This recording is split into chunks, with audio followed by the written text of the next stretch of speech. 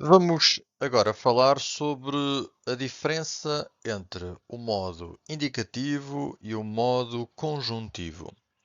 Este é um vídeo de nível B1 e este é um dos tópicos mais importantes do nível B1, porque é durante este nível que introduzimos, exploramos e consolidamos o presente do conjuntivo e também o futuro do conjuntivo.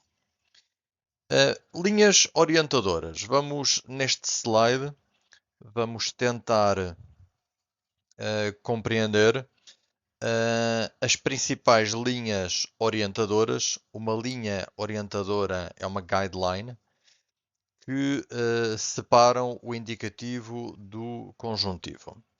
Começamos com o modo indicativo. O modo indicativo e os tempos verbais are tenses. Os tempos verbais do modo indicativo são os tempos verbais que os estudantes de português aprendem durante o nível A1 e A2. O presente, o pretérito perfeito, o pretérito imperfeito, futuro. Por exemplo, uh, quando eu digo eu tenho três gatos, eu estou a utilizar o presente do indicativo. E essa é uma estrutura que vocês aprenderam durante o nível A1. Mas vamos agora perceber quais são as guidelines para utilizarmos então o modo indicativo. Então, utilizamos o modo indicativo para falar sobre factos, para falar sobre coisas reais e coisas concretas. Exemplo: eu tenho dois gatos. É um facto. Eu tenho dois gatos. É uma coisa, é uma descrição real e concreta.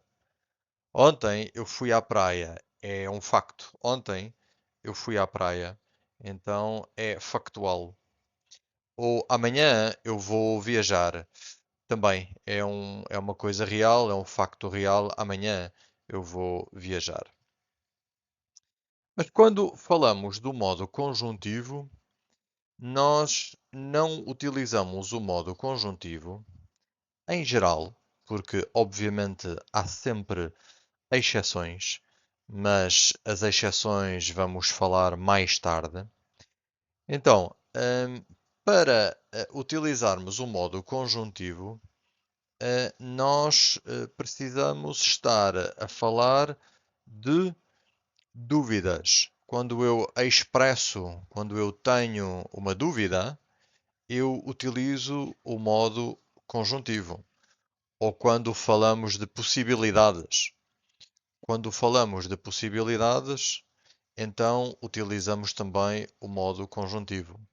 Ou medos. Medos are fears. Também utilizamos o conjuntivo. Sentimentos. Sentimentos are feelings. Também é um contexto onde utilizamos o conjuntivo.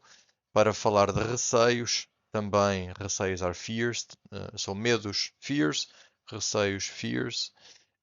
Também utilizamos o modo conjuntivo. Alguns exemplos.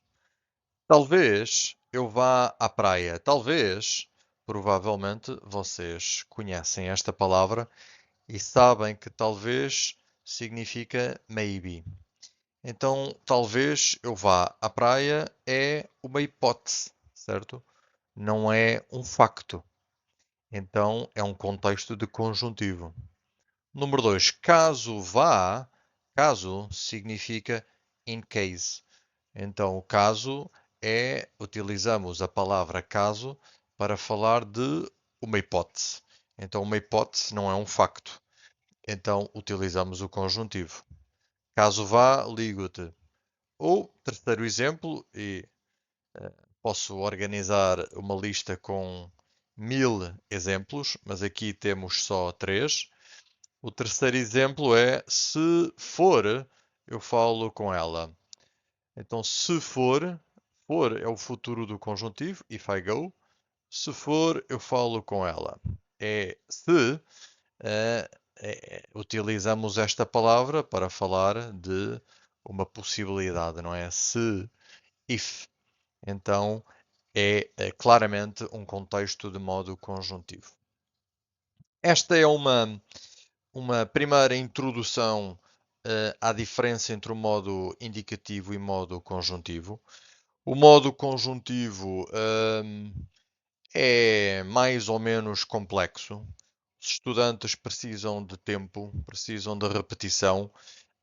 Hum, Temos muitas exceções também, e estas são as linhas orientadoras para hum, clarificar a diferença entre o indicativo e o conjuntivo, mas às vezes, ou muitas vezes, hum, temos palavras, expressões que são exceções a estas linhas orientadoras, mas essas exceções são exceções e são tópicos para discutir e para falar no futuro durante o nível B1. Espero que tenham gostado. Obrigado por assistirem e até breve.